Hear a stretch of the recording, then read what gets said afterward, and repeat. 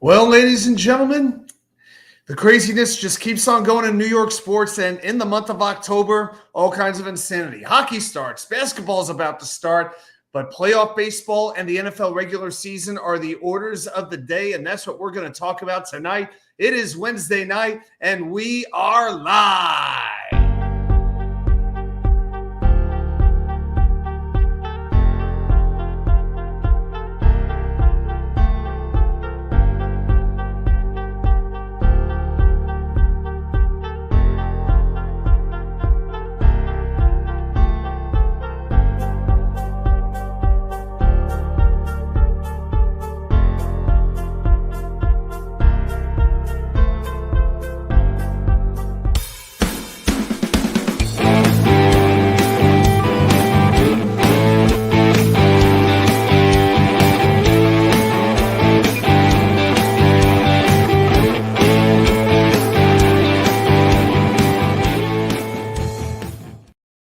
And welcome everybody to New York Sports WickerMedia. I'm Watts2K99. Thank you, as always, for taking the time to join me for the Wednesday night live show. Whole lot of stuff to get into tonight. I'm going to spend a little bit more time, heads up, on baseball because that's about as exciting a thing as there is going right now.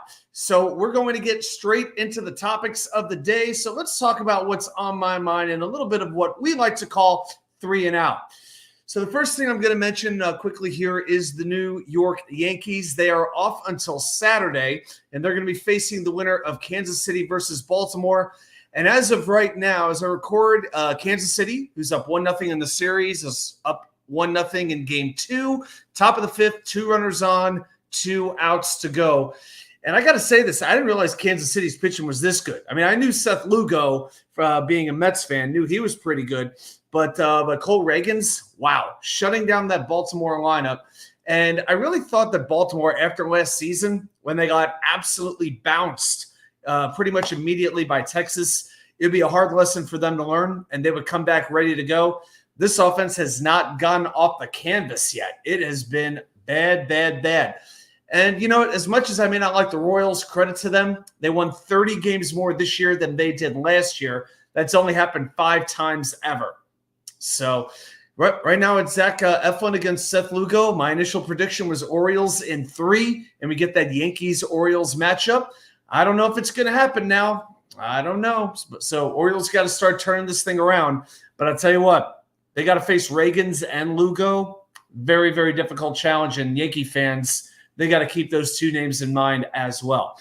All right, topic number 2, I haven't done a video on the Knicks about Karl Anthony Towns being traded, so I figured I'd come on here and talk about it right now.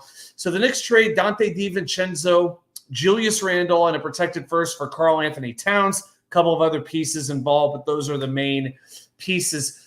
My biggest concern about the Knicks going into the season was center, especially once Mitchell Robinson was confirmed he was going to be out up until pretty much December or January. Julius Randle cannot be your primary center. He cannot be. Karl Anthony Towns can fill that role. And Leon Rose, the Knicks general manager, he's always loved Karl Anthony Towns. He met him when he was a teenager, when he was actually going to my old high school, St. Joseph's of Metuchen, my first of 2 high schools. That's where Karl Anthony Towns went. And he got to know him when he went to Kentucky, all the way up until becoming a max contract player with Minnesota. Now, Towns... So what are the Knicks getting in Towns? Well, he's 28 years old, 4-time All-Star, career averages of 22.9 points and 10.8 rebounds per game, shoots just under 40% from three-point range. Pretty darn good. So he was picked number 1 in 2015 by Minnesota, and actually it made the Western Conference Finals for the first time in 20 years with Towns leading the way.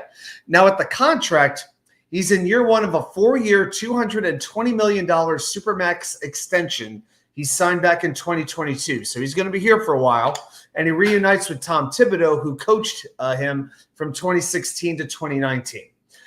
As far as the fit on the floor goes, well, he is a more legitimate center than Randle is, but he's more of an off-ball scorer. He's not going to generate his own shots so much. You want him in more of a catch-and-shoot kind of role. But he is the best perimeter shooting man in the NBA. he pulls defenders out of the paint, and that's going to spread the floor, give more open floor to his teammates. And when you have Jalen Brunson, Josh Hart, Mikal Bridges, those kinds of players, that can work out very, very well. Because now Jalen Brunson is more likely to have an open lane to drive. So that gets me pretty excited. As far as his defense goes, he's not Mitchell Robinson. He may not even be our Isaiah Hartenstein. He's certainly not Patrick Ewing. So they may have a tougher time stopping the Joel Embiids of the world. But the Knicks have some very good perimeter defenders already. And Josh Hart, Deuce McBride, Mikal Bridges, OG Anunoby. So when you can do that, you don't have quite as much of a need for rim protection. So not the end of the world to have him at center. But I do think the Knicks' overall defense is still much better when you include OG Anunoby for a full year, hopefully, and Mikal Bridges. And I hate Dante DiVincenzo going. I'm not going to lie. I like the Italian heritage. Set the single-season record for the Knicks for three-point shots made. But now he was going to be a bench player. That was pretty much going to be it. And that was the turning point because Minnesota was not going to make this trade with the Knicks until that trade was made. So now Deuce McBride and Cam Payne, who came from Philadelphia, those are your primary shooting guards. Let's see what they can do. And I give Julius Randle credit. He came over as a free agent when nobody else would. Good Nick, no more, no less. Good shooting, good defense, but he was hurt a lot. And then when the Knicks got into the playoffs, he never stepped his game up. So I respect him for coming here. It wasn't a fit anymore, so I'll take my chances with Karl Anthony Towns. Nice turnout in the chat so far. Just say a couple of quick hellos here. We got the great Tony Alexio, Mr. Chris Streveler himself. Let's get Woody out of his penthouse and clean house to win. What house are we cleaning exactly, Tony? I don't know about that. Then again, Tony said this at 6:30 in the morning, so he had to make his impression and get out. Yuki Matsui, you are a true Mets fan. Huh? I absolutely am. Yeah, my father's a Braves fan, and he took me to Shea Stadium growing up. So what can I tell you? The great David D. David, watch out. I'll be doing a little preview video on your Islanders by this weekend. So I'll be doing preview videos for all three hockey teams. So I'm trying to be fair. The Rangers video might be a little bit longer and more positive, however. I can't deny that. Dano! Check out Dano's channel. Subscribe to that if you haven't already. This is boring. I know. I'm boring myself. I feel like I just took some NyQuil. It's been a good day. It's been a good day. Work hadn't been too crazy right now. Gonna make some chicken and pasta afterwards. Not gonna run tonight because after the show is over, it's Mets Brewers. That is the priority. We're getting close to 1,000. Yeah, we've had a good run the last 2 weeks. The subscriptions have started to go up a little bit. Still about 45 away, something like that. Yeah, 42 away from 1,000. So. Hey, spread this channel with somebody who you know, whether they're a New York sports fan or not, they just love America. Have them subscribe. But I do appreciate that. Okay, so now let's go on to a little bit of New York Mets baseball. So guys, just indulge me for a little bit. Meet the Mets, meet the Mets. Step right up and greet the Mets. Okay. So enough of that. But so the New York Mets win that playoff game last night in Milwaukee at American Family Field. It should have always been Miller Park, but it's American Family Field. And the game starts at 7:30 tonight Eastern Time. They close it out tonight. If they do win tonight, they're heading to Philadelphia, and game one would be on Saturday. Now, this wild card round's been in existence for, I think, 4 years now. And the teams who have won game one have gone on to advance 14 out of the 16 times. And I want to give David Stearns a lot of credit. He has made great adjustments to the team as the season has went on. Look at the guys who made contributions last night. Ryan Stanek, brought over at the trade deadline. Jesse Winker, same thing. Jose Budo, not on the roster at first, but was brought up when this team needed a big shot on the arm with the bullpen.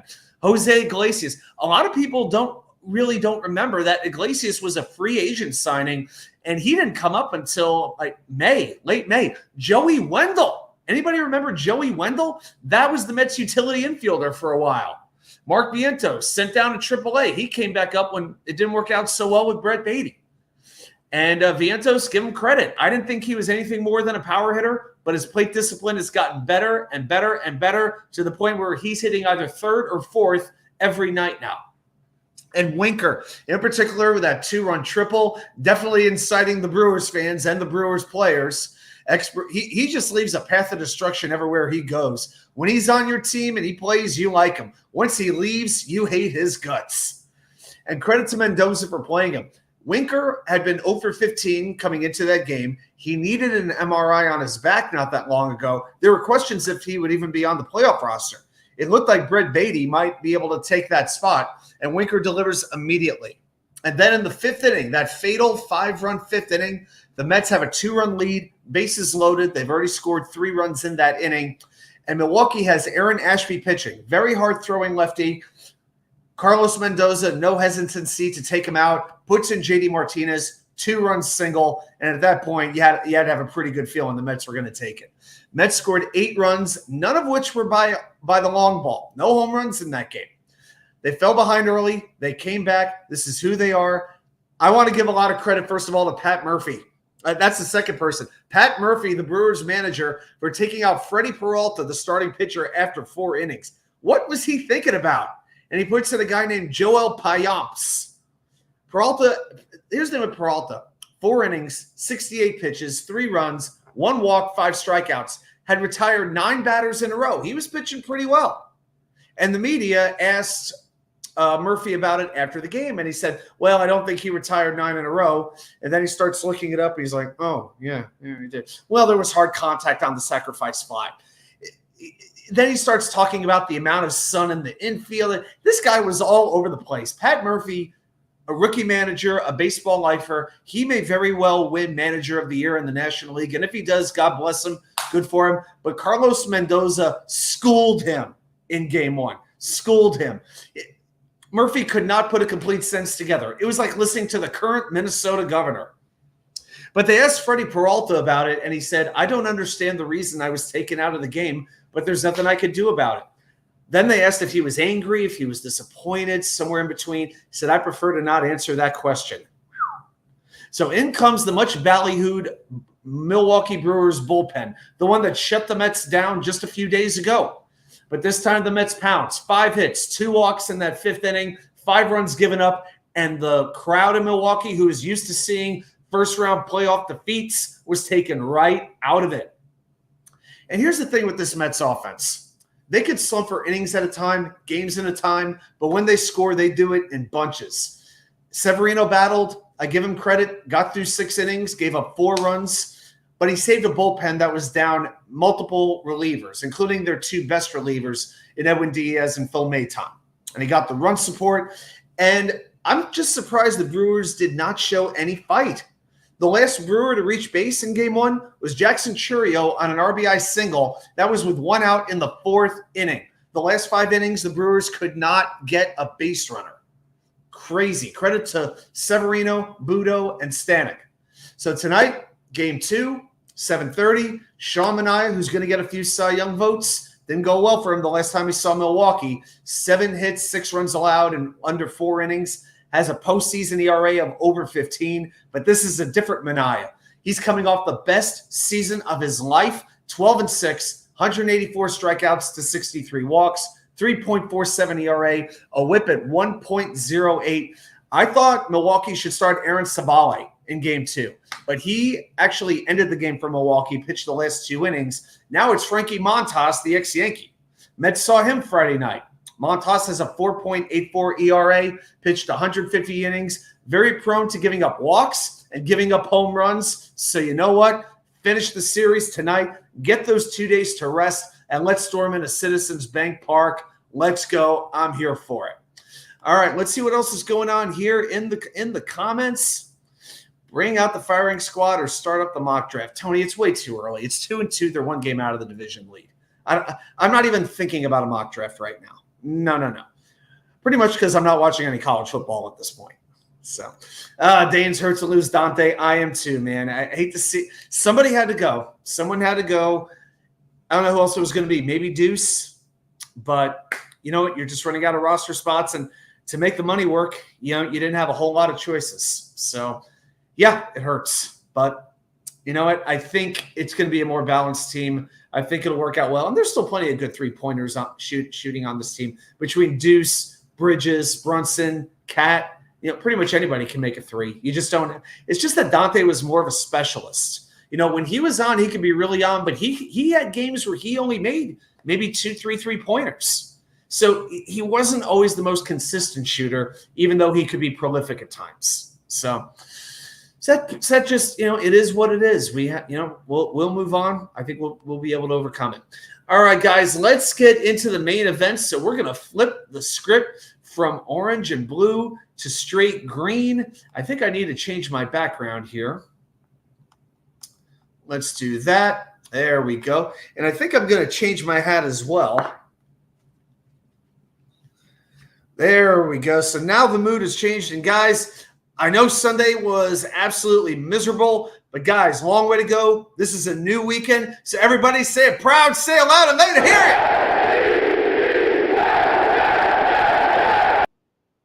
All right, let's talk a little New York Jets football. All right. Yep, time to take off, David. That's exactly right. All right, I'm going to give us a little bit of a recap here. I don't want to get too extensive into this, but we'll get into it a little bit. You blame Zach Wilson. I blame John Franklin Myers. This is pretty much if the game was a microcosm, this would pretty much be it.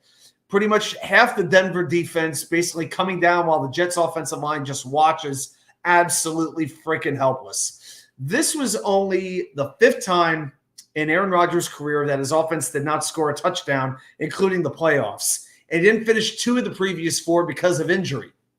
The Jets had extra rest in this game. They had home field in this game. They'd seen this team twice in the last 2 years and beat them.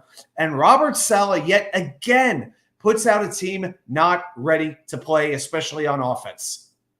He has a record of 20-35. And again, it's the offense that wasn't ready. The defense, they didn't make a ton of impact plays either, aside from the forced fumble. How good is Quincy Williams? There may not be a better linebacker in the game than Quincy right now. But the defense did hold a bad Denver offense to 10 lousy points. And you know what? That should be enough.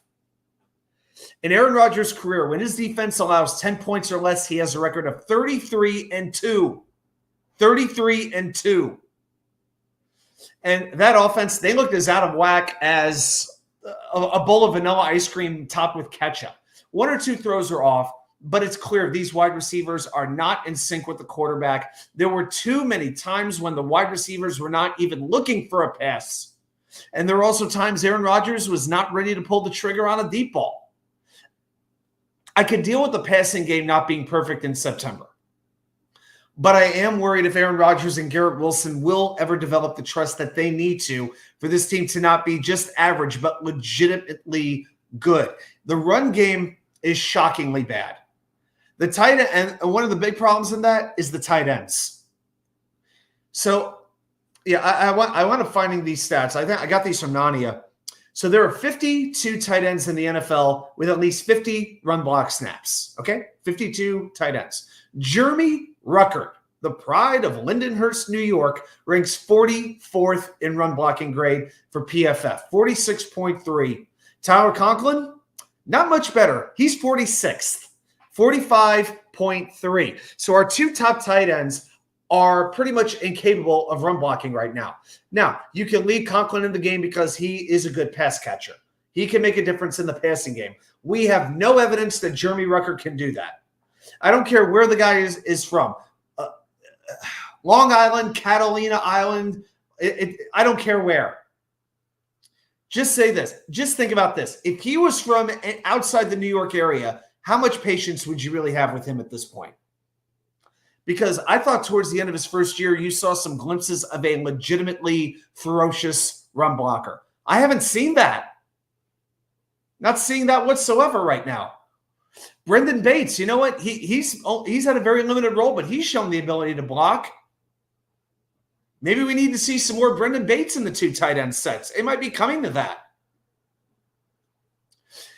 And I don't want to hear this narrative about Breece Hall, that he's done, that he's reading his press clippings, that he's not the same player. Averaging 0.4 yards per carry He didn't look good on that wet turf, no doubt about it. He seemed hesitant. I don't know why. Javonte Williams certainly didn't look hesitant for the Broncos, but maybe it's because he never had space to run. Inside, outside, he could barely get to the line of scrimmage without getting absolutely demolished by the Denver defense. That is on the blocking, on the offensive line, and the tight ends, guys. So I'm not ready to listen to the narrative that Braylon Allen is better, even though I'm a huge Braylon Allen fan. It's a useless narrative. Braylon Allen is capable of creating yards just by falling forward. Brees isn't going to do that. And even in training camp, this offensive line was opening up holes in the run game. In the joint practices, they looked like a better run blocking line than a pass blocking line. Now, forget about it. I'll give you another stat. If you look up, I'm going to pull this thing. Never mind. I'm just going to say this. If you look at rushing yards before contact, okay, because how many times has Breece Hall not even gotten to the line of scrimmage when he gets hit? Last year, this year, same thing every year, right? So what I'm looking at here is rushing yards before contact. The best team in the NFL at that stat is the Ravens at 4.4 yards. So the running back gets 4.4 yards per carry before the defense makes contact, okay? The average is about 2.8 yards. You know where the Jets rank in this league? 31st, 1.7 yards per run before there's contact. These guys don't have anywhere to go. The only team worse is the New York Football Giants. And then if you go to yards after contact, the Jets are 8th in the league at 1.9 yards per run. So here's the point. The Jet running backs are capable of getting yards after they get hit, but you have to give them a chance to get some yards, and they can do it. You have to knock their ass off the ball, as Rex Ryan always used to say. And for a passing offense that is not all there yet, it is vital this running game starts executing and executing quickly.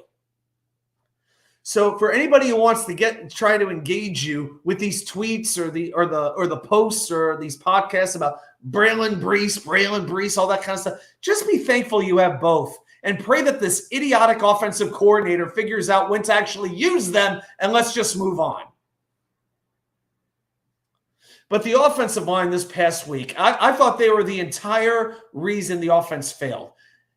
Tyron Smith, 2 penalties. John Simpson, 2 penalties, including that fatal false start on 4th and 1 from the 1 yard line. Joe Tippmann, several blown assignments. Elijah Vera Tucker, he did his job. He has been excellent, and he survived the game too. If you look at the top-rated Jets on PFF, Vera Tucker ranked 4th. Olu Fashanu took a penalty. I'm not going to kill him because he's a rookie. I feel like these players did not know what to do. It's not that most of them were getting killed in their matchups, like they were getting beat. They sometimes didn't know who to block. Joe Tippmann, on one of the times when Rodgers got sacked, the only thing he was blocking was air. And again, that's on coaching. That's on coaching. So maybe Keith Carter's back in the crosshairs. I don't know. Tony, yes, Mike Williams is our best receiver, gets few targets. Williams, again, brings just an amazing skill set. The height, the hands, all of it. And he's getting more usage. He can make some pretty amazing catches. Just don't know if they're going to use him every snap, but they might want to think about it. All right, let's look at the snap counts from this game. So the offense played 74 snaps, up just 1 from last week. Aaron Rodgers, of course, played all 74. Breece Hall played 51, just only 1 less than last week. Braylon Allen played 27, plus 4 from last week, but again, not used where he was needed. Because one thing I'm noticing, the Jets tend to not switch out running backs in the course of a drive. It's almost like Breece, you get series 1, 2, and 3. Braylon, you get series number 4. Then back to Breece for 5, 6, 7. Braylon, you get this one on series 8. Too often, that is what we are seeing. You use the right running back that calls for that situation. God, this coaching staff is stubborn. Isaiah Davis, back to the bench after getting 3 runs last week in garbage time against New England. Garrett Wilson played 71 snaps at wide receiver, up 7 from last week. Alan Lazard played 65. I still don't think there was anything wrong with that. Mike Williams played 43, so a little over half the game is where you saw him, and he was +4 snaps from last week. Xavier Gipson played 14, -1. He is useless. Useless in the pass game. Solomon Thomas played 3 snaps at fullback. I think it's time to forget the Solomon Thomas fullback role. Seriously, I'm missing Nick Bawden at this point. And Malachi Corley, I'm going to keep putting him up every week. No snaps played. So Robert Saleh was asked why Corley is not playing. And this is what Saleh said. Quote, "There's a group of receivers ahead of him operating at a little better than he is right now." Stop right there. Wilson and Williams, yes. If you want to tell me Allen Lazard as well because he has chemistry with Rodgers, I could buy that. But are you going to tell me that there's another receiver that Xavier Gipson is doing anything better right now than Malachi Corley? Anything? Because I haven't seen it yet. Back to Saleh. We as coaches also have to continue to work to develop him and get him ready to contribute to the offense. Newsflash, Robert, Xavier Gipson isn't contributing anything to the offense either. Are we hallucinating here? I'm not saying Corley is a completely polished player, but there are certain things that he has to be able to do well, or why the hell was he your number 4 wide receiver on the draft board? And why did you trade up to get him? Oh my gosh. Some of these swing passes that we see to the tight end and they go nowhere.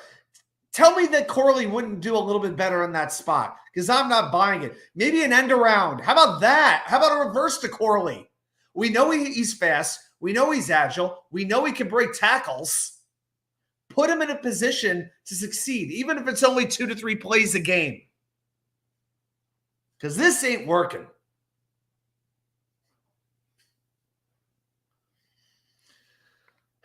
On to the couple more quick hellos. V-Man, NC V-Man, my fellow North Carolinian. I'm glad you're here. Yep, go Mets is right. Yeah, we just did our whole segment on the Mets to open up the show. Go back and check that out. Brandon Schutz. How you doing, Mr. Schutz? I'm doing all right. Thanks for asking. Yeah, feeling better than I did on Sunday when I did a good amount of yelling after the Jet game. All right, on to the tight ends. Tyler Conklin played 68 snaps. Jeremy Ruckert down 9 snaps. Played only 24 offensive snaps. Brendan Bates was down from 11 snaps last week to only 1 this week. Yeah, it just doesn't make a whole lot of sense. It's like, who's getting all these extra snaps? I mean, it feels like down. I guess they were going more 3 and 4 wide receivers, and they're just not using the tight ends as much. Offensive line, pretty straightforward. Everybody played 74 snaps. Olufashanu as well. And on to the defense. So, 61 snaps. That was up 9 from last week. So the defense had a whole lot more time on the field this week than they did the previous week. Oh, quick check-in on baseball. Oh, the Orioles tied the game. 1-1 in the 6th inning. All right. Brandon Schutz, Astros wants to do Detroit Tigers. Well, the Tigers have swept the Astros. So it will be Cleveland and Detroit in the ALDS. What is the deal with Rodgers? I heard Saleh said he is not overly concerned, which to me means it is bad because, yeah, Saleh doesn't always give accurate information when it comes to injuries, nor is he required to. Put it this way. If Rodgers is walking with a limp on Sunday, I'd be surprised. They may have to medicate him a little bit, but I'm not worried about this. Here's the thing with the injury report, and I'm going to get into the injuries in a few minutes. But when you have treatment, you are required to be on the NFL injury report. So I'm really not freaking out about this. If he was to miss practice Thursday or Friday, although I think they're flying on Friday to get to London, I think. At least I hope they are. If Rodgers doesn't practice at all tomorrow, then I'd be worried, but he was limited today. So I'm not freaking out about that. Hey, Wild Wave, how you doing? I don't believe Gipson is better than Corley. We need to stop babysitting our rookies. I don't know if it's so much babysitting. I think that Allen is being used, but they aren't using him necessarily in the right spots. Stigger started off playing, but now he's down to special teams. Here's the thing. Even last year, some of our rookies were not playing a whole lot. Will McDonald had limited playing time. Jarek Bernard-Converse, Zaire Barnes, a lot of these guys were limited in their playing time. Joe Tippmann played, but that was by necessity. So I'm fine with using rookies in limited roles, but when you use them, know how to use them. That's what I'm worried about with this coaching staff, especially on the offensive side of the ball.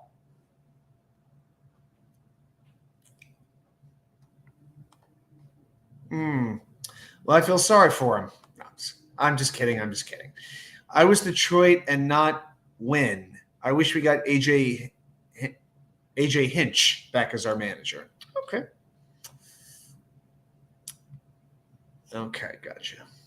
All right, on defense, Quinn Williams played a lot in this game. He played 50 out of 61 snaps. As a bug is trying to get him my shot, you're not welcome here, pal. Get out. 50 out of 61 snaps. Javon Kinlaw played 30 snaps, up 14 from last week. Solomon Thomas, 25, about the same from last week. Will McDonald got more snaps than any other defensive end, played 33, up 5 from last week. Michael Clemens had 44. Wait a second. I think it was a little bit less than that. I may have had that one. I'm not sure Clemens had 44, but maybe he did. Up 23 from last week. Yeah, I got him from Samini. So, all right. Tack McKinley went way down, 29 snaps to 14. Jalen Holmes went up, 19 to 27. Eric Watts made his NFL debut, although I didn't even notice him on the field, but he played 11 snaps. Leonard Taylor was inactive for this game, as was Braden McGregor. And I got to tell you, it didn't exactly work out very well. I hope next week we see Leonard Taylor activated again. Because I'm telling you, I don't need to see Michael Clemens snap count doubled. I do not need that. And linebacker Quincy Williams played 60 out of 61. Jamien Sherwood played 58. And Chaz Surratt played 16. So the Jets used a good amount of 4-3. Quarterback, what's interesting? The Jets are only really using 3 corners a lot. Brandon Echols hasn't played in 2 weeks. Quantez Siggers hasn't played defense in 3 weeks. It's been Sauce, DJ playing the whole game. Credit to DJ Reed. He was awesome. DJ Reed had that big pass breakup on the final Denver drive of the game. So I give him a whole lot of respect. Michael Carter played 38 snaps, same as last week. His ankle seems to be okay. I thought he had a pretty solid game. At safety, Chuck Clark played the whole game, 61 snaps. Tony Adams played 59.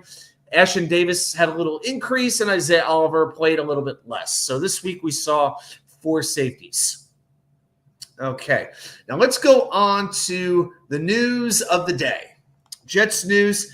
Hassan Reddick, the fines are up to $9 million and counting.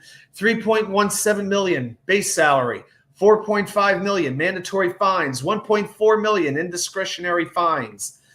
So he cannot go back to Philadelphia. He cannot be traded there because once a player is traded from a team, he cannot be traded back to that team for a minimum of 2 years.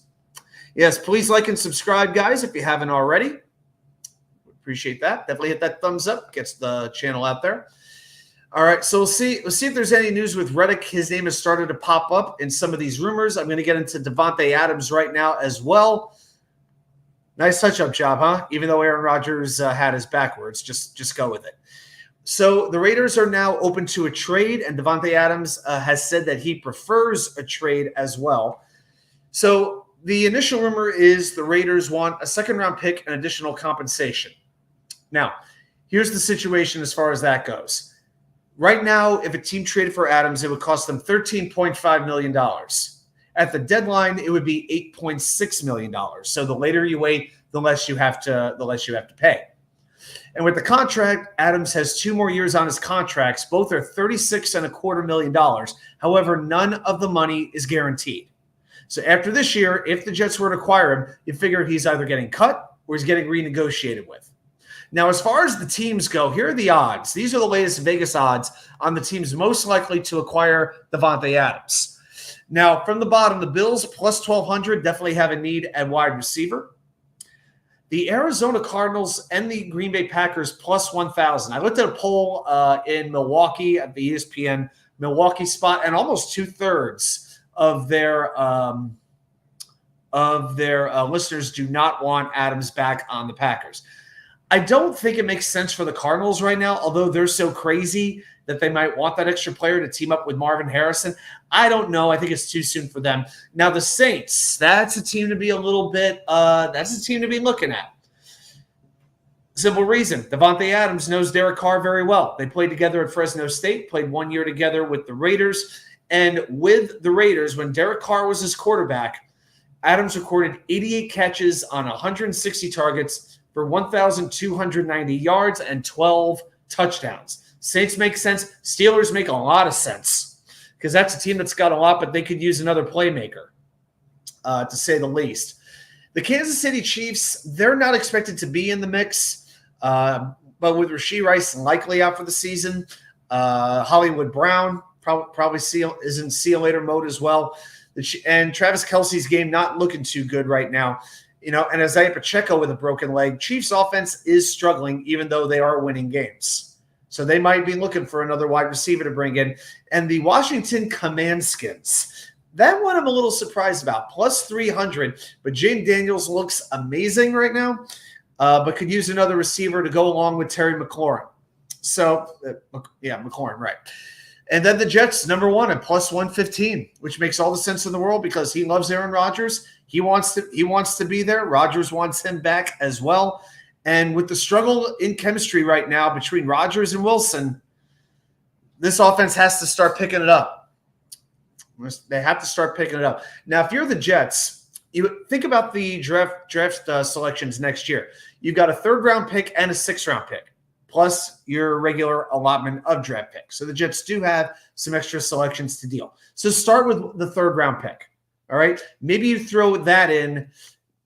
Dane wants to give the 3rd and Xavier Gibson. Okay. If not, you'll take Clemens, who already acts like a Raider anyhow. Yeah, Michael Clemens, though, he's a little bit too quiet. If Michael Clemens would be like the Secretary of Defense or something like that, or Secretary of State, he'd be doing a whole lot of speaking, but I don't know if he's rambunctious enough, But I could see a little bit of that. What compensation would I give up? All right, so I'd start with a 3rd-round pick. All right, they want a 2nd-round pick. I'll give them a 3rd, especially for part of a season. And then we know Joe Douglas likes to do these exchanges of draft capital. So maybe you throw in a 5th-round pick and get a 7th-round pick back, something like that. And the longer you wait, the less it's going to cost you as well. We're still a month away from the trade deadline. So I feel like the Jets are good enough where they will stay in the mix. I'm not worried about them going 2-5. All right, I'm really not. This past Sunday sucked. But I feel like just about everybody the vast majority of the team played very, very poorly. If the offensive line can freaking block, it's going to go along. I think they're going to be fine. But you'll see all kinds of rumors. I even saw a 3-team rumor that included Atlanta, where the Jets would trade Reddick and a couple of draft picks. No 1st-round picks, but about 2 or 3 mid-round picks, and they bring Adams back in. I don't know if I love that idea. I don't mind trading a couple of mid-round picks. Reddick, fine, whatever. But, yeah, some of the rumors I've even seen, and this is more on the Raiders side, are we going to get Breece Hall or Garrett Wilson in this trade? Bite me, please.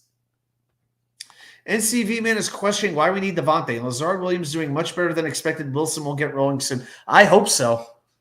I hope so. But, again, Lazard, you never know what you're going to get with him. If Lazard is your 4th receiver, great. I don't want him playing that many snaps. Again, this week, Lazard played 65 out of 74 snaps. If you take it down to about 30 to 40, I'm better with that. Now, maybe he needs the reps. Maybe that helps him. If that helps his focus, then I could see that.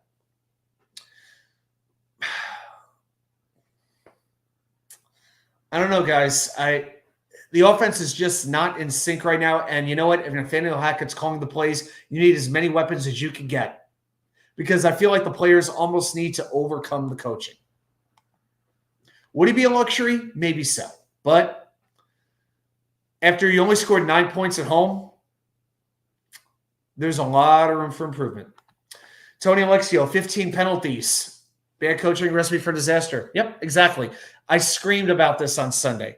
15 penalties, including 5 false starts. All of which, by the way, were on 3rd down. And that's a home game, guys. That's a home game. We weren't playing this game in Seattle. We weren't at Lumen Field, where there's a decibel meter up every single snap when the Seattle defense is on the field. There was no excuse for that many penalties. I've said it before, and I'm going to say it again. The Jets were the most penalized team in the NFL last year. Going into this game, they're right around the middle. Now they're right there towards the top all over again. You can't beat yourself. You cannot do it. And then came the Garrett Wilson talk. So he was interviewed on the Barton Hahn show this week, his weekly spot, and he was asked about the offense and the philosophy of it, the play calling. And this is what he said. I don't think we do a lot of different stuff, to be honest. I watch football on Sundays. I see a lot of teams mix it up and stuff like that. I don't think we do that. I think we know our identity. It's just about going out and executing it. We're figuring out if it's going to work. I don't think we're trying a lot of different things. Stop right there. It seems like Robert Saleh, because it's the same sort of philosophy with the defense. They don't want their players having the thickest playbook in the league. They want them to just execute. Don't run a whole lot of plays, but run the ones that you know how to run. Run them as well as possible.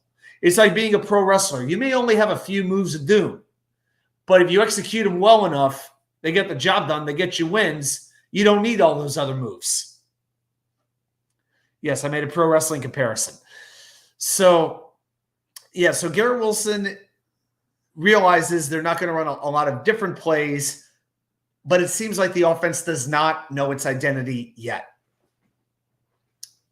And we're going to get into Minnesota in a few minutes and talk about why I am as concerned as I am about this game. But Wilson goes on to say, I know personally my route tree hasn't been what it has been the last 2 years as far as the stuff I've been running. It's just about figuring out if it's the right identity and whether it's going to win games. Why are we messing with Garrett Wilson and having him run all these different routes? Why would you change anything? I got enough confidence that Aaron Rodgers can throw the ball anywhere he needs to. They seem to have pretty good chemistry during the offseason, from what I could tell. So why are we changing around this offense? Because it's definitely not helping our top wide receiver right now. So this offense, I have confidence it's going to get better as the year goes on. If what we got to do is just hang for a couple of weeks, we just got to, stay in the mix, stay right around 500 and then turn it on late, I can live with that. But with these three games coming up against three very, very good teams, very good defenses, I am a little bit worried. All right, on to the injury updates. So Rodgers, we talked about that. His knee has some swelling in it. He had treatment today, so he had to be listed on the injury report, but he did practice. Leki Fotu, welcome back.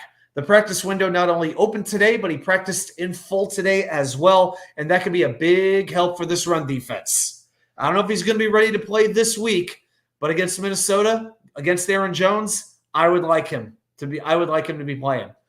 But you better have him back for Buffalo. CJ Mosley was limited. Still a little bit too soon to see if he's going to play. Okay, now let's go around. Now let's get one or two of these slides out of here. There we go. All right, now let's go around wait a second here. Got to pull one more slide back up. All right, so we're about to go around the AFC East and talk about what's going on with our division rivals.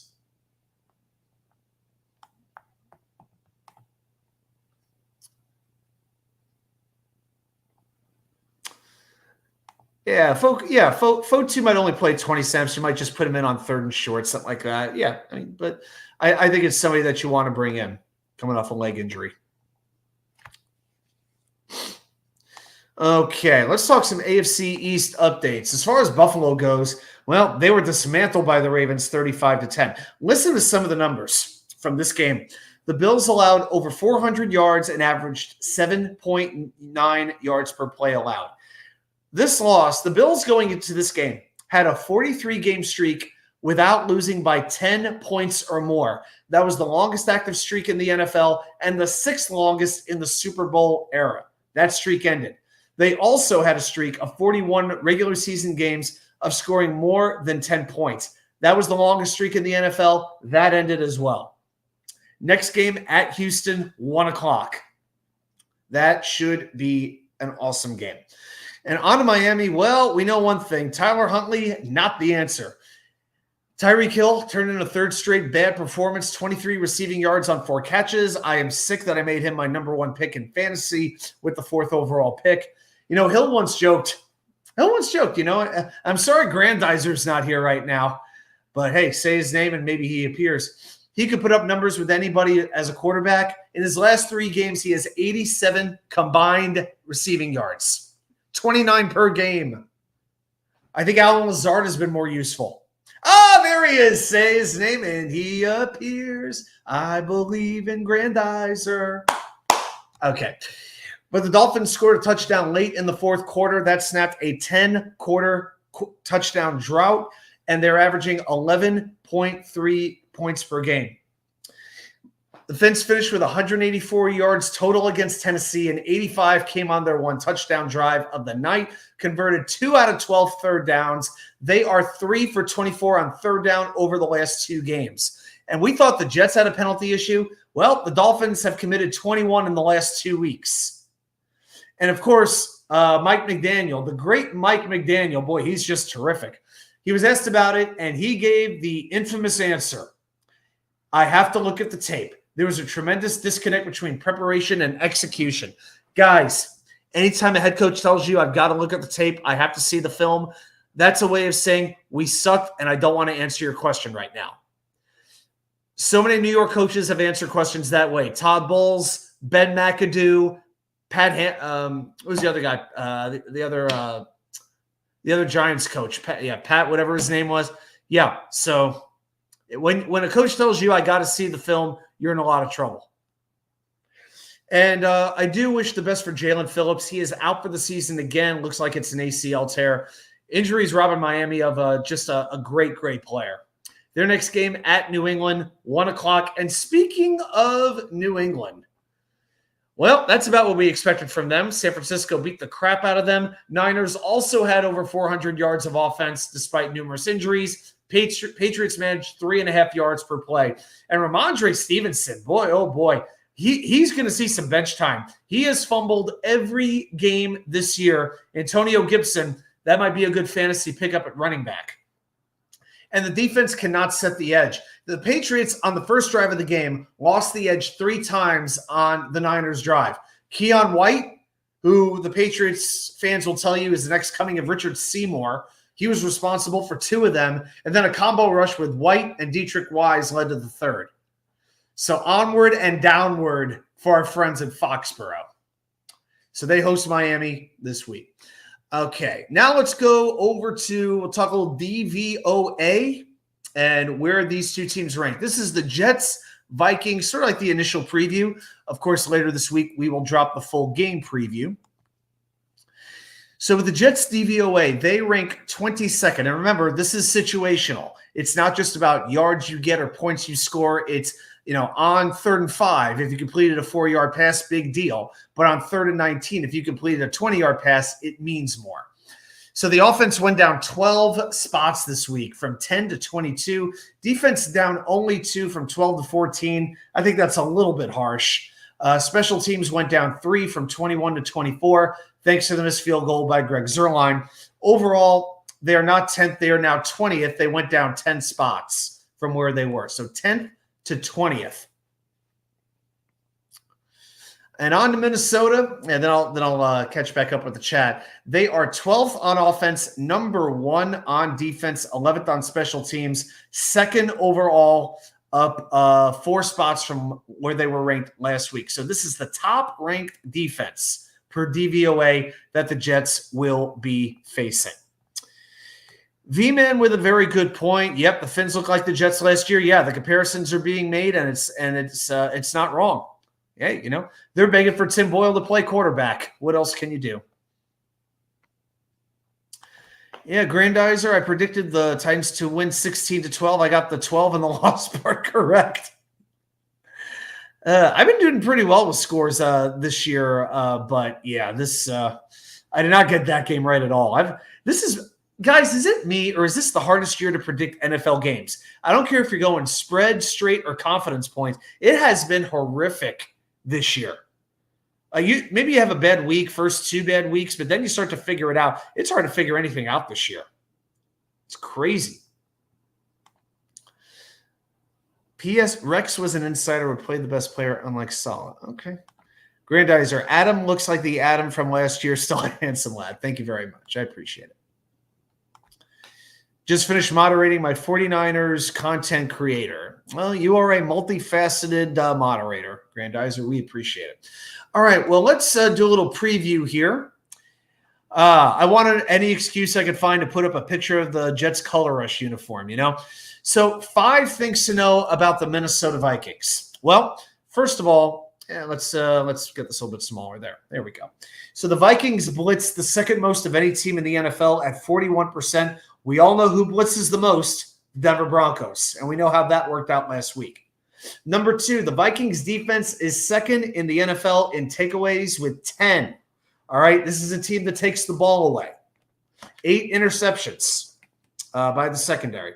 So can you drive the ball on them? Yes, they have given up more passing yards than any team in the NFL, but they make big plays, sacks, turnovers. They're third down stops. They do this stuff.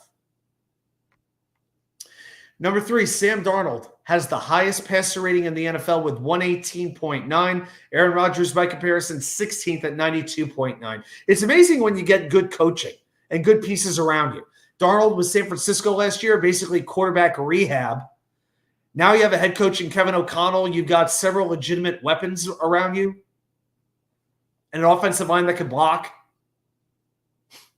Jets did Darnold so dirty, man. The fact that they drafted Darnold and the next draft pick was Nathan Shepard. What was that front office thinking? Made no sense at all. Number 4, the Vikings have never lost a game outside of the United States. Preseason games included. They have won games in Germany, England, Japan, and Sweden. So the Vikings like to travel. And number 5, this is the second straight week. The Jets face a kicker. In this case, it's Will Reichert, who has not missed a kick this year. Last week, it was another Will Lutz. Now it's Will Power, Will Reichert. All right, guys. We're going to do the trivia in just one moment here. I have to rewind if the Jets should trade Adams. I definitely spent time talking about Adams. You know why? Because every day there's more rumors, there's more news. And if you record a new video like every 5 minutes, it can be out of date in about 5 hours, So I record things for posterity. All right. So the question was, who can kill the three-peat? Dano is asking. Thinks the Lions, the Ravens, and us. Who else? It's going to change. It's going to change over the course of the season. I don't know about Philadelphia, Minnesota. Well, San Francisco. San Francisco could. They got to get their guys back, but they could do it. The Bills, I'm thinking about the Bills a little bit. I don't know. I don't know if the Bills have quite enough. The Bengals, the Bengals gave them a fight too, but I don't trust the Bengals defense right now. But I do think the Bengals are going to come back and still find their way in the playoffs. I don't know. I guess I'm a believer in Joe Burrow. What can I tell you? If anyone knows Darnold is the Jets won't allow a Darnold revenge game. Grandizer, he already had a revenge game against us. Week 1 in Carolina, the long bomb to Robbie Anderson. So Darnold has already beaten the Jets once in his career. Already going for double trouble. Please put a 60 burger on that defense. I'm not seeing that. That defense is too good. They've got the Vikings. I'll tell you another thing. I was going to say this for the video, but I'll just let you know. The Vikings have two pass rushers who are in the top 5 in sacks for the season, in Pat Jones and Jonathan Grenard. And Andrew Van Ginkel, the ex-Dolphin. He's there too. This team can get after the quarterback. They're not much different than Denver. The Jets have to know how to handle these blitzes. And with Brian Flores coaching them, hey, there'll be blitzes that are very exotic, very unique, very hard to diagnose. This offensive line, they got to get freaking ready. If they don't, it's going to be a miserable, miserable morning. All right, guys, I'll tell you what. It is right around 7 o'clock p.m. I think it's time to do a couple of traditions right now. Let's see how we're doing on the likes. Are okay. We got 11 likes. That's a start, but I know you guys are capable of doing better. Okay, guys, we are going to do what we do every single week. Every week, you know what happens. I go into my labyrinth of Jets knowledge. I bust open the books. I pull up the internet websites. I open up the Encyclopedia Britannica. And I challenge you, the most loyal fans of the most loyal fan base in all of the NFL. Just how much do you know about your New York Jets? So if you are ready, let's play Jets Trivia.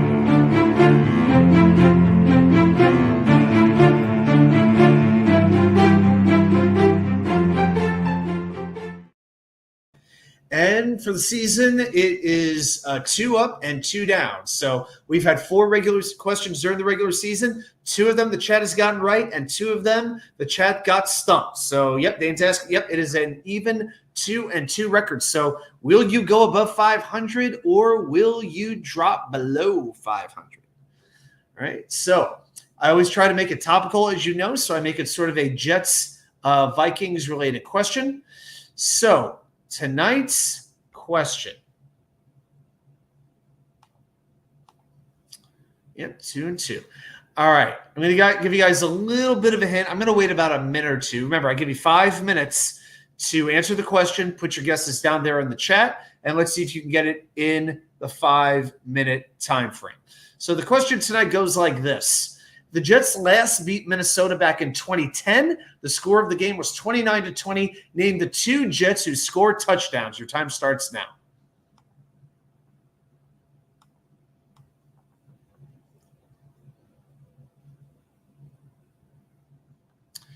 All right. This is 2010. So it was a very good year for the Jets. Went to the AFC Championship game that particular year.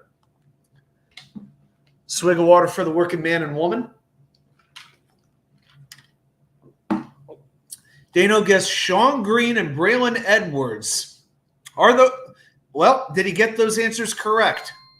1 is correct. Sean Green is correct. NCV man, can we use AI? Only in the last 10 seconds. Yeah, no looking. So Sean Green did score a touchdown in that game, but it was not Braylon Edwards. Thomas Jones was off the team at that point. Thomas Jones was no longer there. Thanks, Grandizer. I appreciate it.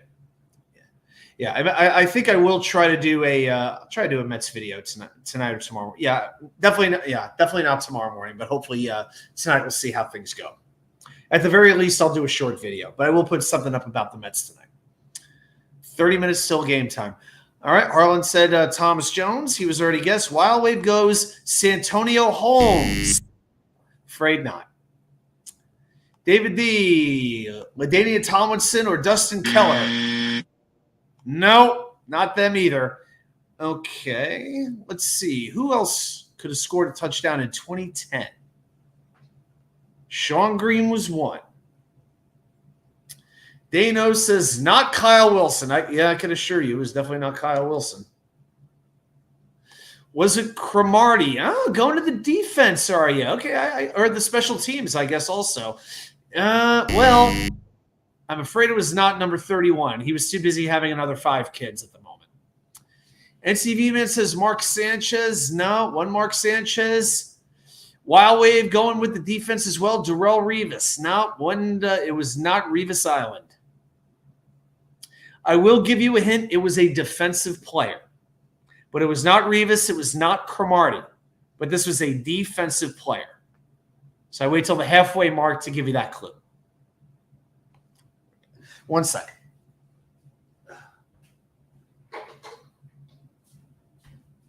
Okay, let's see who else we got going on in here.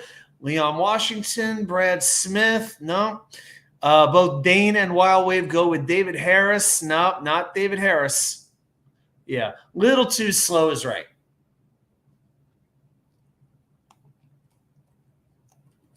Got just under 2 minutes left to go, guys.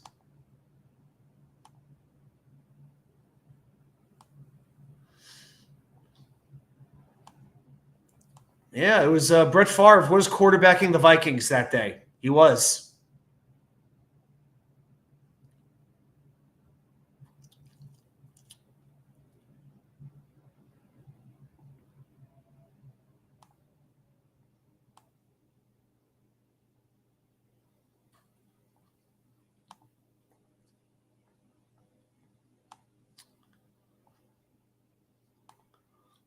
Yeah, I'll say it was a pick six that that sort of put the game out of reach. Oh, let me get back. Almost got kicked off for a second there. All right, let me go back here. Jonathan Vilma was off the team. Eric Smith, no, wasn't him. John Abraham, Lee Cravat, not quite. No, it was not my boy Jimmy Leonard. V-Man again, defensive player. Defensive player. Less than a minute. And Dane says Dwight Lowry. It was Dwight Lowry. That is absolutely correct. It was a pick six on the final drive. Well, it would be the final drive of the game. It was on 3rd and 5 from the Minnesota 21 and shotgun. Favre unleashes a passes intended for Vashante Shianko. The ex-Giant Lowry picks it off and takes it back to the house. And the Jets won the game 29-20. So, Chad, good job. And you know what that means.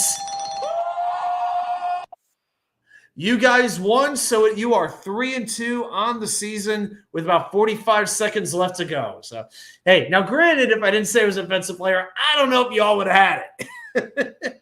It would have been easy to think of Dwight Lowry if you weren't going through just defensive players. So, David D was about to guess Green and Lowry. You're about to guess that's what you're about to do? Is that what you're about to do? Okay. Here's what the crowd's saying in response to that. They're not buying it, David. I'm sorry to tell you. All right, guys. All right, I am going to get going right now and get ready for the Mets-Brewers game. Got to make some dinner, too, before the game starts. So be sure to check out the channel over the next couple of days. We'll have a full game preview, Jets-Vikings. Right now, I'll tell you, not overly optimistic. I'll have my confidence picks up by Thursday night. Bowl predictions and score predictions, have that video too. And, of course, by Sunday night, the 3 key plays you may not remember that affected the outcome of the game. I will either be smiling or spitting bullets. Let's see what happens. But, everybody, yep, thanks for all your time spent watching. Thumbs up, subscriptions, super chats, all of it means a ton. So enjoy the rest of your week, and I will see you right back here with more content. You know where. That's right. The Wicker Chair. Have a good night, everybody. Be well.